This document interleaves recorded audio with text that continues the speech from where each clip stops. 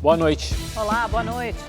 O governo de São Paulo marca para 8 de setembro a volta às aulas nas redes pública e particular. A retomada será feita em 3 etapas, com rodízio de estudantes e medidas de distanciamento e higiene. E você vai ver também. Começa no Senado a sessão que pode votar novas regras para o saneamento básico no Brasil.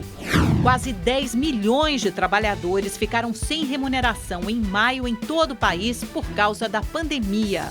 Ex-comandante da PM Mineira é suspeito de passar informações sobre investigação da Polícia Federal ao ex-governador Fernando Pimentel, do PT. O governo de São Paulo anunciou hoje o plano de retomada das aulas presenciais no estado. 8 de setembro é a data prevista para o retorno das aulas nas instituições da rede pública e privada do estado.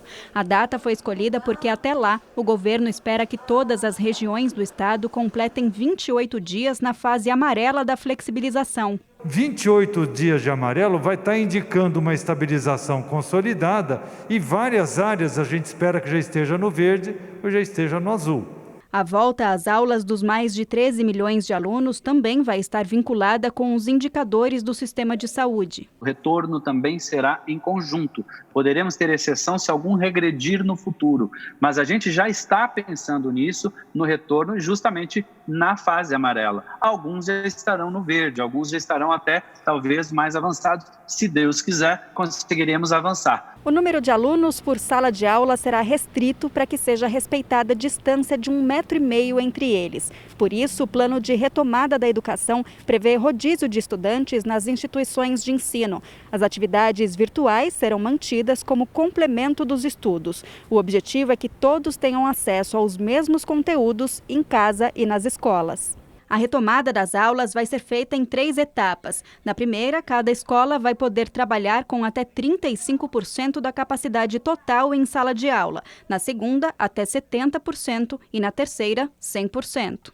E para que o retorno das aulas presenciais seja possível, o governo estabeleceu uma série de regras, como distanciamento social entre os alunos, medidas para o incentivo à higiene pessoal, sanitização de ambientes e o monitoramento dos alunos com a aferição da temperatura. O uso da máscara será obrigatório tanto dentro da escola como no transporte escolar. Tem que ser trabalhado, preparado em conjunto para o retorno. Tem que ter, sim, o respeito ao afastamento, por exemplo, intercalar a cadeira em cada um, né, a poltrona em cada um, uma vazia, uma pessoa, tanto para frente quanto para trás, enfim, estamos trabalhando também com essa perspectiva. A educação complementar, que envolve cursos livres, não é regulada pelo Estado e deve seguir as fases de flexibilização do Plano São Paulo.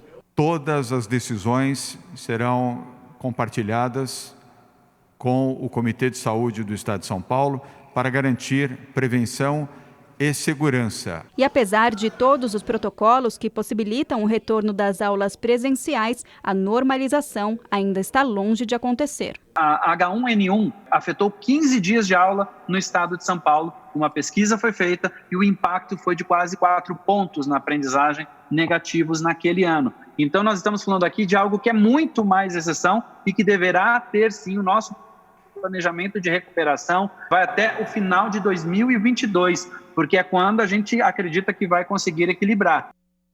As igrejas católica e ortodoxa poderão retomar as atividades presenciais a partir da próxima segunda-feira em São Paulo. Quem traz as informações é o repórter Guilherme Lopes. Oi, Guilherme, boa noite. Como será esse retorno?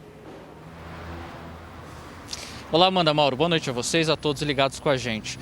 Os padres de cada paróquia que compõem a Arquidiocese de São Paulo poderão decidir sobre a reabertura das paróquias a partir de uma decisão própria, será de autonomia deles. Isso levando em conta que cada padre leve em conta também a situação, por exemplo, no local onde essa paróquia está instalada, como o número de casos, por exemplo. Por isso que tem que ser uma decisão entre padres e a população local. E caso isso seja feito, deve respeitar uma série de regras que foi estabelecida pela Confederação Nacional dos Bispos. Esse anúncio foi feito hoje mais cedo pelo arcebispo Dom Odilo Scherer, da Arquidiocese de São Paulo. Entre essas regras destacadas por ele e que estão na Confederação Nacional dos Bispos, estão organizar a entrada e saída de fiéis, disponibilizar álcool em gel, manter o distanciamento social, se possível, dentro dessas igrejas, evitar as aglomerações, como, por exemplo, diminuindo a capacidade dentro das paróquias e aumentando o número de missas. A Arquidiocese de São Paulo também anunciou a retomada das atividades administrativas dessas paróquias que estavam suspensas há 3 meses para o próximo dia 29 agora de junho, segunda-feira. Outras dioceses da região metropolitana de São Paulo também já retomaram as atividades administrativas e as celebrações. Agora há pouco, uma outra informação que chegou é que em uma live na internet, o prefeito Bruno Covas disse que espera a reabertura de bares e restaurantes em São Paulo e que seja feita isso na sexta-feira, quando o governo do estado vai anunciar o Plano São Paulo, que acaba classificando a região paulista. A expectativa é que essa classificação de São Paulo, da capital, passe da fase laranja para a fase amarela. Com isso, bares e restaurantes, além de barbearias e salões de beleza, poderão ser reabertos respeitando as regras impostas pelo Plano São Paulo e também o tempo de abertura determinado de 6 horas. De São Paulo, Guilherme Lopes para o Rede TV News. Obrigado, Guilherme. E ainda em São Paulo, uma pesquisa revela que 70% dos lojistas buscam seguir as obrigações sanitárias determinadas pelo governo. Esse mesmo estudo também mostra que o que os lojistas querem mesmo é que o horário de funcionamento do comércio seja ampliado para 8 horas. Desde a reabertura gradual do comércio em São Paulo, os lojistas estão seguindo cuidados que vão dos pés à cabeça. Começando pelo uso obrigatório da máscara. O piso também foi marcado seguindo as orientações de distanciamento. Para beber água no bebedouro, só com a garrafinha. Sem falar no álcool em gel, que já é bem comum por aqui. A partir do momento que a gente propôs e assinou o protocolo sanitário com a prefeitura, então nós tivemos que realmente até intensificar. Eram atitudes que a gente já vinha tomando nos últimos meses, mas isso, infelizmente, em função da pandemia, em função das necessidades, nós exacerbamos. Hoje a gente está com um nível muito maior de cuidados, né? Após quase 2 semanas da reabertura gradual do comércio, uma pesquisa da Federação das Câmaras de Dirigentes Lojistas do estado de São Paulo mostrou que 70% das lojas que reabriram já se adequaram às obrigações sanitárias propostas pelo governo do estado no Plano São Paulo. Além disso, o estudo também revelou que 5 a cada 10 lojistas estão confiantes na ampliação do horário de funcionamento antes do dia 30 de junho, mesmo com o cenário pouco otimista sobre as vendas. Ainda as vendas estão muito bem abaixo do que era esperado, mesmo os consumidores estando na rua. Isso faz com que os varejistas fiquem preocupados com a manutenção dos seus negócios, com a manutenção do emprego. E estamos pleiteando aí pelo menos 8 horas de funcionamento para poder diluir ainda mais os consumidores durante o dia, evitando as aglomerações, podendo ter um pouco mais de tempo de venda e, com isso, manter a atividade econômica ativa. A mesma pesquisa mostrou que 80% dos comerciantes não tiveram resultados, além do que já era esperado, em quase 14 dias de reabertura. E apenas 20% notaram uma certa estabilidade após a retomada das atividades. Esta loja de móveis, por exemplo, não sentiu os efeitos da pandemia, já que o setor ganhou força com a quarentena. O setor da casa, ele tá mesmo foi muito valorizado, né? Porque todo mundo está trabalhando mais de casa, enfim, termina o trabalho, quer estar em um sofá confortável, quer ter aquele ambiente bonito. Então, seja desde de trocar um vaso, uma almofada, até toda a sala, fazer o seu canto do home office. Então, a gente acredita mesmo e a gente está sentindo que houve essa valorização do setor da casa.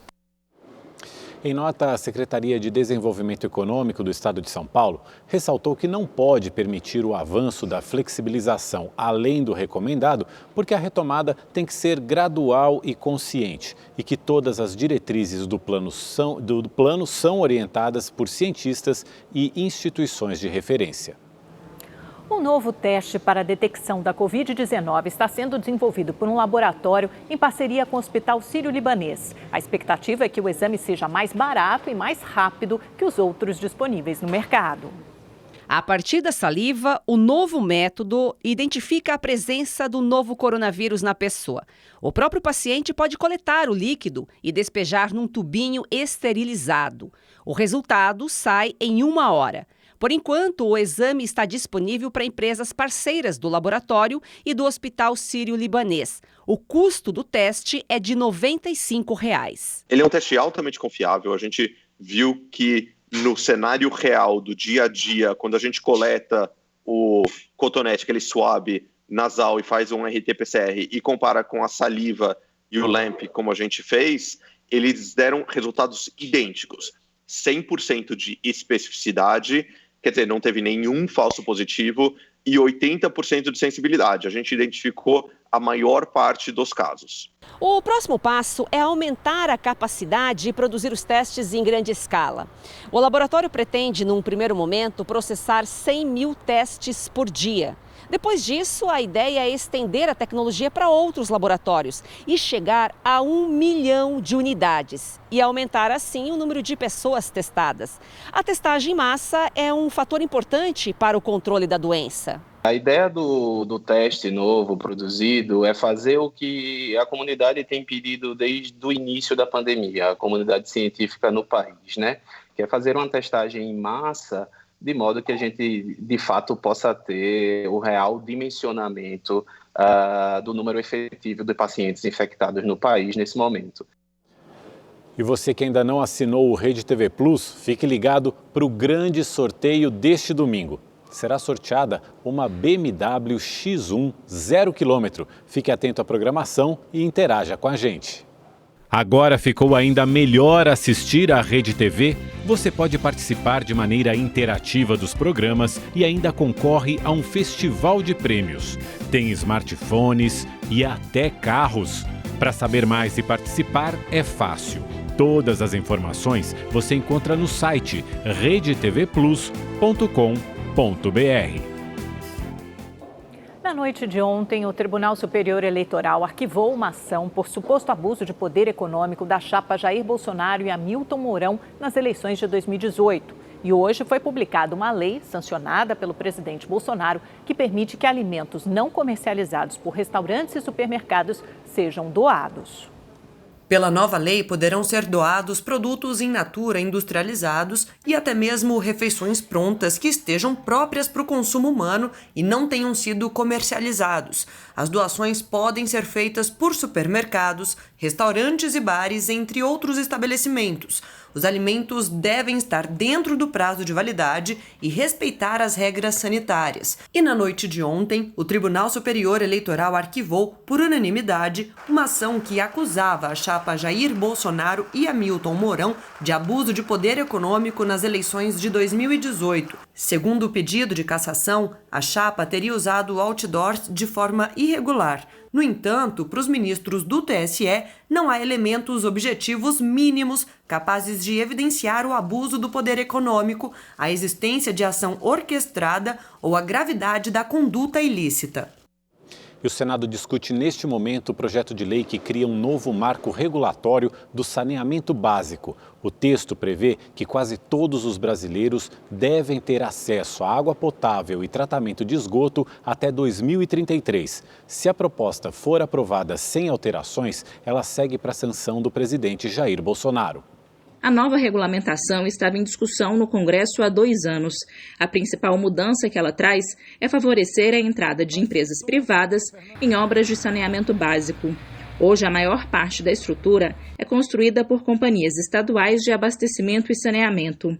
Com a obrigatoriedade de licitação, com a participação de empresas privadas para a realização das obras, a expectativa é que haja um aumento da concorrência e, consequentemente, uma melhora dos preços e da qualidade dos serviços de água e esgoto. Estima-se que a nova lei abre espaço para um investimento de 80 bilhões de reais por ano no setor, possibilitando a criação de 1 milhão de empregos. O projeto também prevê que até o final de 2033, 99% da população devem ter acesso à água potável e 90% à coleta e tratamento de esgoto. Atualmente, segundo o Instituto Trata Brasil, 35 milhões de brasileiros não têm acesso à água potável e 100 milhões, quase metade da população, não tem coleta de esgoto. Imagine só, uma medida que vem com muito atraso, né?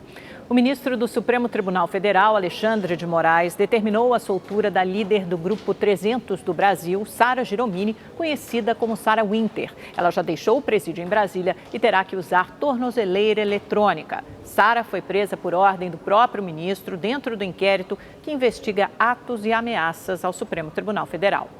Com o vencimento do prazo da prisão temporária de 10 dias, Moraes optou pela soltura, mas ela será monitorada por tornozeleira eletrônica e deverá manter distanciamento de 1 quilômetro das sedes do Supremo e do Congresso Nacional. As regras também valem para outras 5 pessoas que estavam presas por ordem do STF. Em nota, a defesa de Sarah Winter afirmou que as restrições são desproporcionais. A Polícia Federal fez buscas na casa do coronel que comandava a PM de Minas Gerais durante o governo de Fernando Pimentel, do PT. O militar é investigado por passar informações privilegiadas ao político. Os agentes apreenderam 3 celulares e um computador no apartamento do coronel reformado, localizado numa região nobre de Belo Horizonte. Elbert Figueiró de Lourdes foi comandante-geral da Polícia Militar quando Fernando Pimentel era governador de Minas Gerais. De acordo com a Polícia Federal, o coronel é suspeito de atrapalhar as investigações da Operação Acrônimo, que apurou um esquema de Caixa 2 para abastecer a campanha do petista ao governo de Minas em 2014. Uma perícia feita no computador do ex-governador aponta uma suposta troca de mensagens com o oficial da PM. Nela, o político teria pedido informações sobre o deslocamento ou a chegada de equipes da Polícia Federal de Brasília, nos aeroportos de Belo Horizonte. Em nota, o coronel Elbert disse que está à disposição para esclarecimentos necessários. Fernando Pimentel afirmou que nunca recebeu informações privilegiadas sobre qualquer atividade da Polícia Federal. 10 pessoas foram presas em uma loja que vendia peças de carros roubados, clonados e equipamentos sem procedência. O estabelecimento ficava na estrada Rio-São Paulo, em Campo Grande, na zona oeste do Rio de Janeiro. Agentes da Delegacia de Roubos e Furtos de Automóveis faziam uma investigação em Campo Grande, zona oeste do Rio, quando encontraram um funcionário dentro de uma loja de peças cortando a lataria de um carro. Ao pesquisar sobre o veículo, os policiais descobriram que o automóvel era roubado. No local, outros carros foram identificados. Eles eram clonados e de origem criminosa. Ao todo, os agentes apreenderam mais de 7 toneladas de peças sem procedência. 10 pessoas foram presas na ação por suspeita de receptação de carros roubados, associação criminosa e adulteração de veículos. O local foi interditado e, a partir de todas essas informações, das 10 pessoas que foram presas na data de hoje, nós vamos continuar a investigação e, com certeza, terão desdobramentos e outras pessoas serão presas. Uma campanha tomou conta das redes sociais nos últimos dias. Ajudar a pequena Clarinha. A mineira, de apenas 10 anos, tem uma doença rara e precisa adaptar a casa para melhorar a qualidade de vida. Ayo, Marshallese check! A Clarinha é sucesso nas redes sociais. Portadora de uma síndrome rara que provoca o envelhecimento precoce, a menina de 10 anos tem mais de 2 milhões de seguidores. É alegre e muito espontânea. Tudo bem com você? Comigo tá tudo ótimo. Gente, hoje eu vim contar um pouco sobre o meu sonho, né? Clarinha vive em Comercinho, uma pequena cidade no Vale do Jequitinhonha, uma das regiões mais carentes de Minas Gerais. A internet já ajudou a pequena, que é apaixonada por futebol, a realizar o primeiro sonho, conhecer o jogador Neymar. Por causa das limitações provocadas pela doença e em busca de uma melhor qualidade de vida, a Clarinha tem outro desejo: reconstruir a casa onde mora, para adaptá-la de acordo com as suas necessidades. O chuveiro também, gente, é muito alto. Eu tinha que pedir minha mãe para ligar, né? Para mim ligar e desligar. A história dela comoveu uma construtora de Belo Horizonte, que prometeu dar um novo lar à menina. As obras devem começar nos próximos dias. Abraçar a Clarinha representou para a gente uma forma de transmitir para todo mundo a esperança, principalmente nesse momento difícil que nós estamos passando da pandemia. Fazer isso com a Clarinha é cumprir o nosso objetivo, vamos construir um sonho para a Clarinha. Eu agradeço a Deus muito por essas pessoas que simbolizou por a Ana Clara e tem um carinho com ela. A vaquinha online que a família fazia para custear a reforma da casa, agora será destinada para ajudar no tratamento da menina, que precisa viajar pelo menos 2 vezes por ano para os Estados Unidos. As crianças com progério têm mais tendência à luxação de articulações, a fraturas ósseas, a dor nos pés ao caminhar, então elas precisam de mais acompanhamento com ortopedistas. A dieta dessas crianças precisa ser bem estruturada. Elas têm que ter uma restrição alimentar de gordura e carboidrato. Isso tudo é feito com a ajuda do nutricionista. Eu tô muito feliz, muito emocionada, gente. Sei lá, eu pensava que eu não ia bater. E eu bati a meta tão rápido. Gente, sério, eu tô muito feliz. O Hospital de Campanha de Manaus, no Amazonas, encerrou as atividades após zerar o número de pacientes. A unidade, inaugurada em abril, funcionou por 71 dias e foi aberta às pressas em meio ao colapso do sistema público de saúde causado pela pandemia do novo coronavírus. Mais de 600 pacientes se recuperaram no hospital, número que, segundo a Prefeitura, representa 81% dos atendimentos realizados no espaço. Com a desativação, o local voltará a abrigar um complexo estudantil que atende alunos da educação infantil e do ensino fundamental. Com a redução do número de casos e mortes no estado desde o começo de junho, o governo do Amazonas tem flexibilizado as medidas de isolamento social, com a reabertura gradativa do comércio e de outras atividades econômicas na capital. A campanha de imunização contra a gripe comum vai até o dia 30 de junho no estado de São Paulo. O objetivo é vacinar pelo menos 90% dos grupos prioritários. Até agora, quase 14 milhões de doses da vacina foram aplicadas no estado, o que equivale a 85% da cobertura do público prioritário. Nesta reta final, a Secretaria de Saúde busca atrair principalmente crianças, gestantes e mulheres que deram à luz há no máximo 45 dias. Para esses grupos, a adesão à vacina não chegou a 50%. Hoje, quem passou pela estação Oscar Freire, da linha 4 amarela do metrô, na capital paulista, pôde tomar a vacina sem nenhum custo. Foram mais de 300 atendimentos. A ação contou com profissionais de saúde da Faculdade de Medicina da USP e obedeceu às regras de distanciamento social e higiene impostas pela pandemia do coronavírus. Desde abril, o uso de máscaras também é obrigatório no transporte público da capital. E a gente atualiza os números do Ministério da Saúde sobre o novo coronavírus no Brasil. De acordo com os dados, 649 mil pessoas se recuperaram da Covid-19. O Ministério também informou que 484 mil pacientes permanecem em acompanhamento. E o país acumula mais de 53 mil mortes provocadas pelo vírus. A pandemia do novo coronavírus afastou 19 milhões de pessoas do trabalho. Quase 10 milhões de brasileiros ficaram sem remuneração no mês de maio. A pesquisa PNAD Covid do IBGE mostrou que a pandemia provocou o afastamento de 19 milhões de trabalhadores. Desses, 9,7 milhões ficaram sem remuneração. O levantamento também apontou que houve redução na renda. Em maio, mês da pesquisa, o Brasil tinha 84,4 milhões de ocupados. Deste total, 22,5% estavam afastados do trabalho na semana da pesquisa e 18,6% foram afastados devido ao distanciamento social. Os efeitos da pandemia foram mais sentidos em 2 das regiões brasileiras, a Norte e a Nordeste, e atingiram principalmente os trabalhadores informais, aqueles que não têm carteira assinada. Entre os mais prejudicados estão os empregados domésticos, empregados do setor público e empregados do setor privado. Segundo o IBGE, o rendimento efetivo dos trabalhadores brasileiros caiu 18,2% em maio, para R$ 1.899, com as maiores quedas registradas no Nordeste e no Sudeste. Quase 40% dos domicílios brasileiros receberam algum tipo de auxílio financeiro relacionado à pandemia, com valor médio de R$ 847. A pesquisa busca identificar os efeitos da pandemia no mercado de trabalho e na saúde dos brasileiros. E também apontou que 4,2 milhões de pessoas tiveram sintomas da Covid-19 no Brasil. E agora o comentário de Boris Casoy. Boa noite.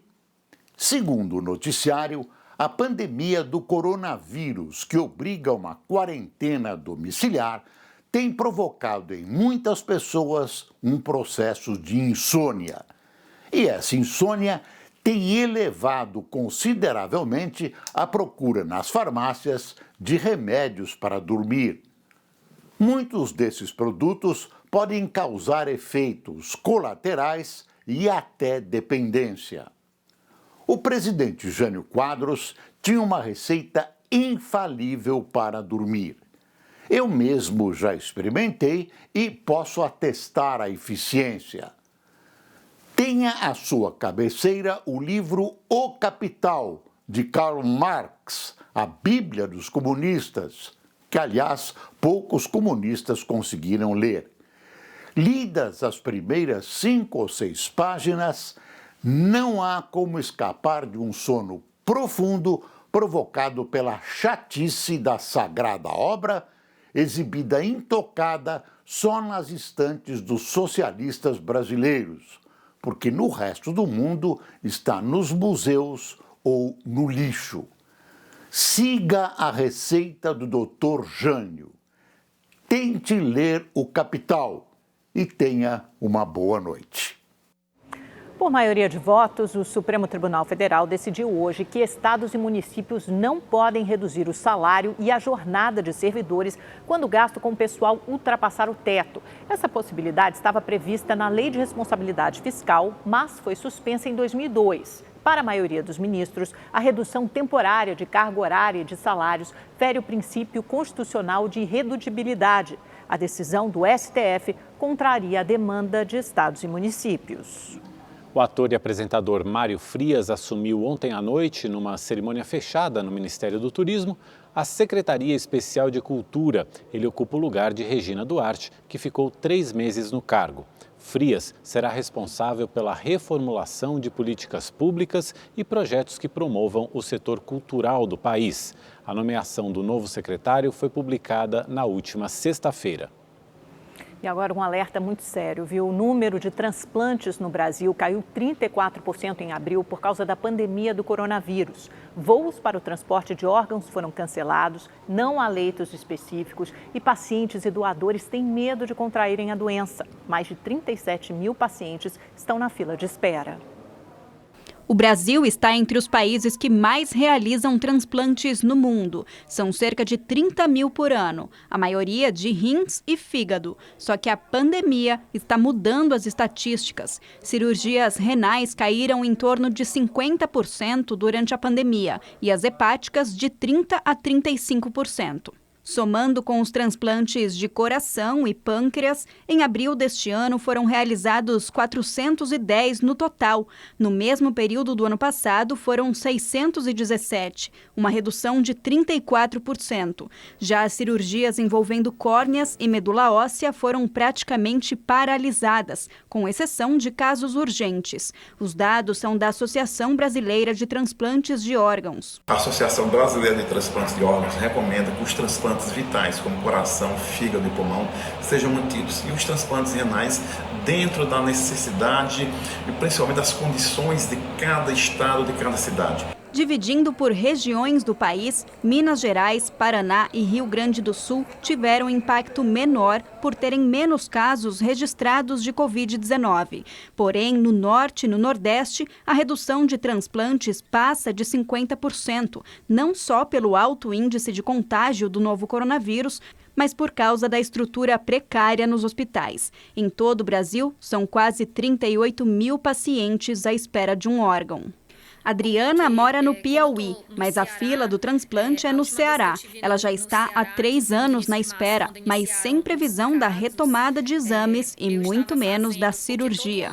Todo ano a gente tem que fazer tem que realizar exames para se manter na fila. Eu estava terminando os exames para renovar a minha vez na fila, e aí todos os exames foram suspensos, né, para diminuir o risco de contaminação, e um dos exames que eu faço, que é o HLA, que era para eu fazer essa semana, eu não pude fazer porque não está tendo nenhum serviço. Entre os fatores para a queda de transplantes no país estão a redução do número de leitos de UTI para casos que não são de Covid-19, a suspensão de voos comerciais para o transporte de órgãos, o medo de pacientes e doadores de se contaminarem ao sair de casa para ir aos hospitais e até a diminuição de mortes causadas por acidentes que resultam na doação de órgãos da vítima com autorização da família.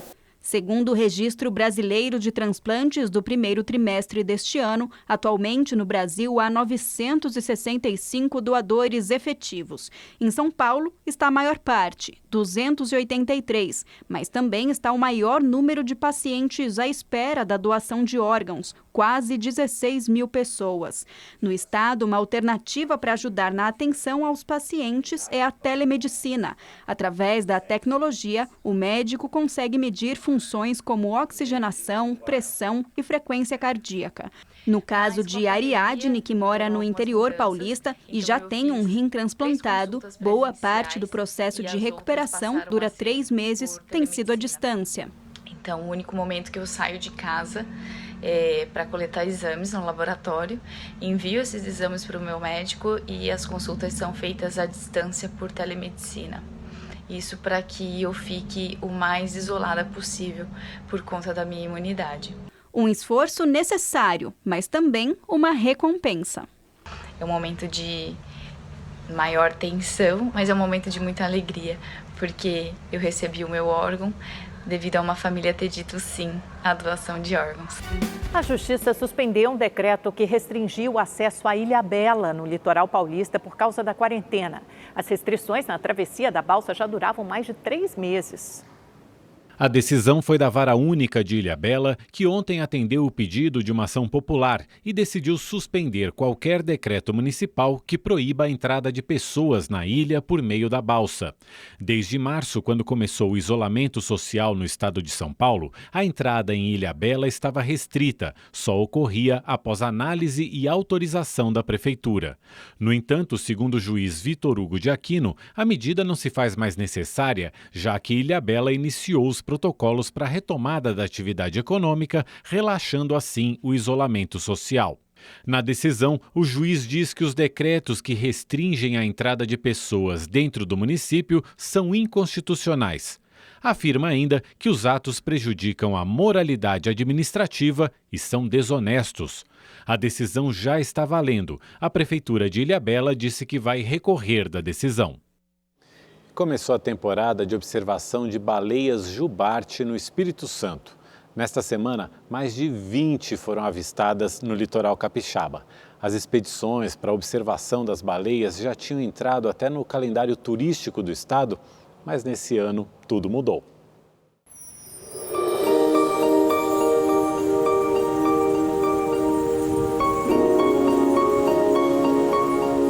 Elas já começaram a ser vistas no litoral do Espírito Santo.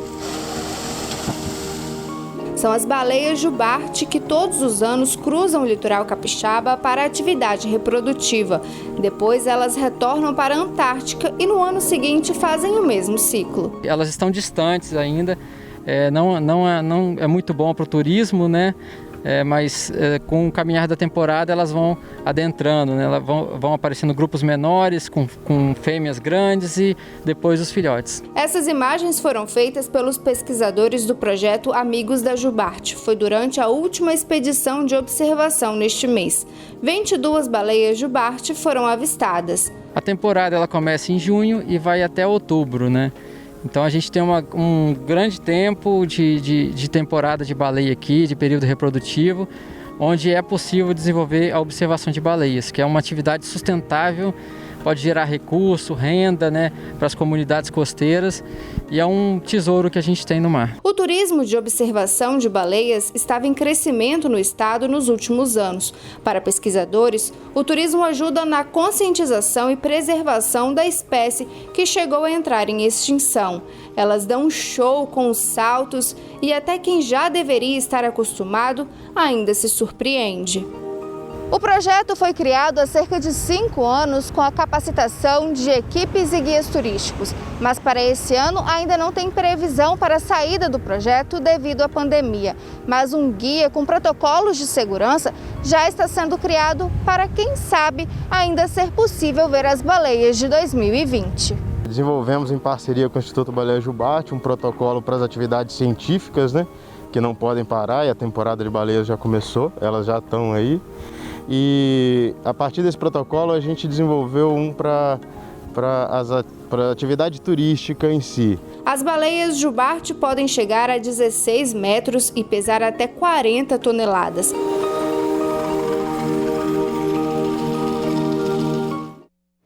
E veja agora como fica o tempo amanhã em todo o país com a Gabriela de França. Olá, boa noite para todo mundo. Tem mudanças no tempo para amanhã, viu? A frente fria vai provocar temporal, chuva forte com raios, vendaval e até granizo sobre Rio Grande do Sul. Essa chuva vai se espalhar também em áreas de Santa Catarina, do Paraná e até do sul do Mato Grosso do Sul. Em Porto Alegre, depois do calorão de hoje, o tempo muda completamente, tempo fechado, chuva forte, temperatura cai um pouquinho, mas é na sexta-feira que, olha só, dá uma boa esfriada, não passa dos 15 graus e tem previsão de geada. Viu? Em Curitiba ainda vai fazer muito sol amanhã, mas entre a tarde e a noite ocorrem pancadas de chuva.